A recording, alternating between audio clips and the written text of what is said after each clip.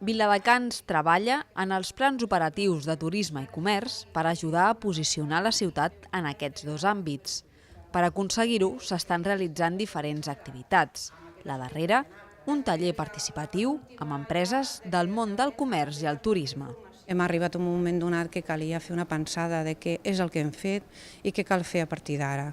Llavors, trobàvem que teníem una necessitat que algú, diguéssim, extern a la ciutat veiés la nostra visió, la visió en general del què passa a la ciutat, agafar tota la informació de tots els agents econòmics i socials d'aquesta ciutat, i ara, el moment d'ara és veure amb els comerciants, amb un grup, què és el que pensen en general. Suposo que hi haurà alguna línia o alguna idea en la qual nosaltres, per tots, ens afavoreixi, vull dir, per la ciutat en general. Els i les participants han fet una pluja d'idees durant la sessió per mirar d'establir les principals necessitats. Trobant-se aquí plegats, tant la gent del comerç, de l'hostaleria i d'altres empreses, ens permet creuar una visió de la ciutat i de cap a on anem i en quina ciutat d'alguna manera idealitzem per donar-li sortida als nostres negocis. La sessió ha donat clar dels problemes que tenim a la ciutat i una miqueta com podem millorar-la, perquè ha sigut molt proactiva.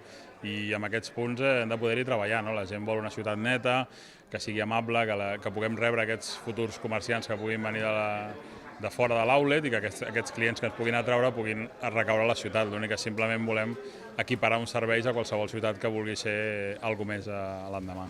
El treball realitzat també inclou entrevistes personals i l'elaboració de diferents documents.